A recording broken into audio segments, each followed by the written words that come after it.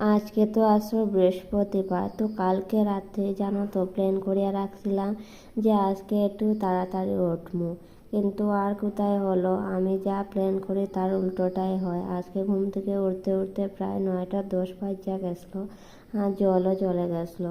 তো দেখো উঠে আগে উঠানটা ঝাড়ু দিলাম, তারপর বাকি কাজ তো সারবো। তো আজকে সকালবেলা উঠতেই দেখি শরীরটা প্রচণ্ড খারাপ করছে, চোখ টোক অন্ধকার করিয়া আনতাছে, একদম ভালো লাগতেছে না। ইচ্ছা হইতাছে একটু শুয়া পড়ে, কিন্তু শুয়া পড়লে আর কি হবে, কাজ তো করতেই লাগবে। আর আমার সাথে সাথে আমার মেয়ে উঠতে গেছিলো, তো মেয়ে উঠলে তো আমার 10 মিনিটের কাজ 20 মিনিট তো লাগবেই।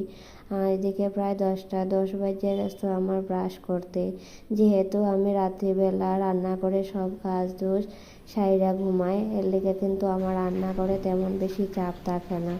আর এদিকে দেখো আমার মেয়ে ঘর গুছাচ্ছে, ওকে আমি বলছিলাম কি করছো, ও কি বলছে শোনো। কি করছো? আর এখন খুব পাকা পাকা কথা হয়, মানে আমি যা কই, মানে যা কথা কই ওইটাই নকল করে। তো এইদিকে দেখো স্নান টান শেষ আমার, স্নান করে একটু শাড়ি পরলাম, বৃহস্পতিবার বলতে কথা। আর বৃহস্পতিবারে আলতা পরবো না এমন হয়, আমি কিন্তু প্রত্যেক বৃহস্পতিবারে আলতা পরি।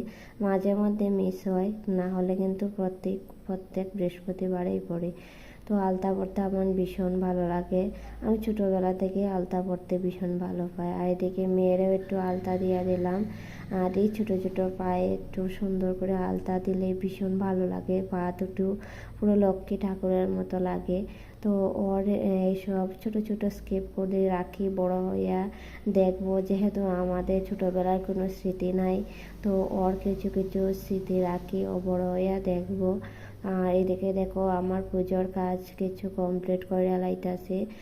যেহেতু মোবাইলটা আমার কাছে নাই, আমি আমার মেয়ের কাছে মোবাইলটা দিলাম, দিয়া সেটা পুজোটা কমপ্লিট করলাম। না হলে না ঠাকুর করে এসে ভীষণ যন্ত্রণা করে, প্রসাদটা দেওয়ার আগেই ও কিন্তু প্রসাদটা নিয়ে খাইয়া নয়। তো আমার ভিডিও তোমাদের কেমন লাগে একটু কইও। Tata, bye bye.